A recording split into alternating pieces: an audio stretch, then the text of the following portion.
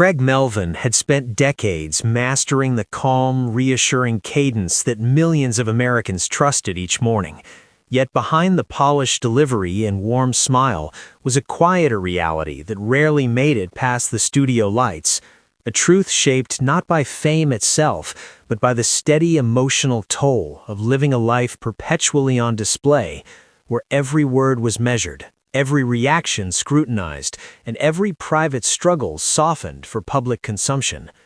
Unlike the flashier celebrity arcs that often dominate headlines, Craig's journey unfolded in subtler ways, through early alarms that rang before dawn, long days absorbing the weight of national tragedies, and the unspoken pressure to be a source of steadiness when the world felt anything but stable.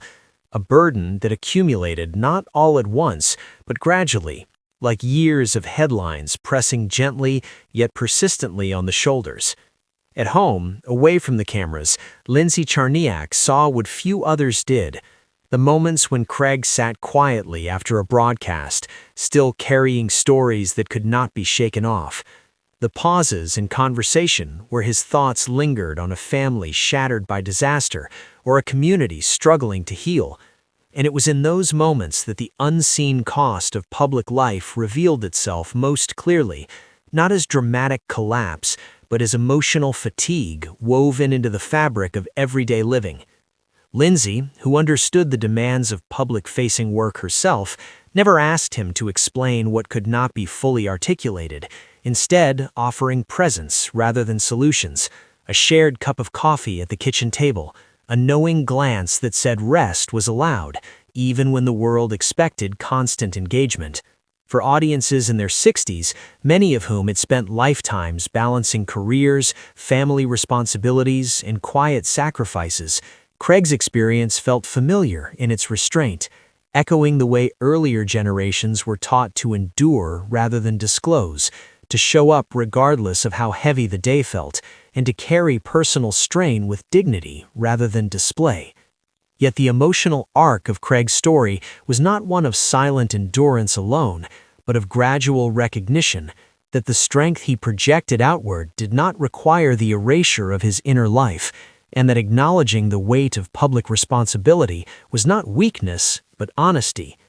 There were evenings when he and Lindsay spoke openly about the years ahead, about how time reframes ambition, how success begins to look less like visibility and more like balance, less like being everywhere and more like being present where it matters most. Conversations that felt particularly resonant to those who had reached a stage of life where reflection outweighs accumulation.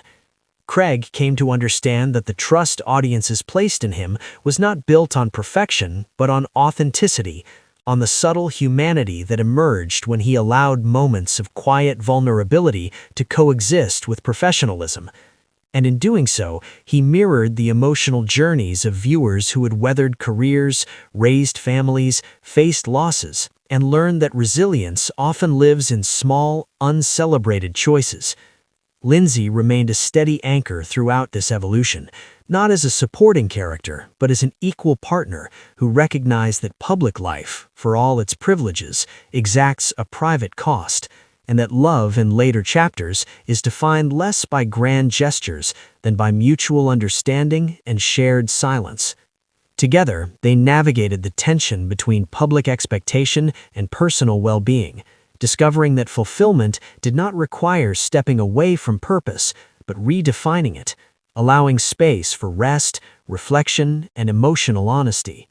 For a generation that grew up valuing hard work, perseverance, and emotional restraint, Melvin's journey offered something quietly radical, a reminder that it is possible to honor commitment while also honoring oneself, that the unseen emotional toll of public life deserves recognition,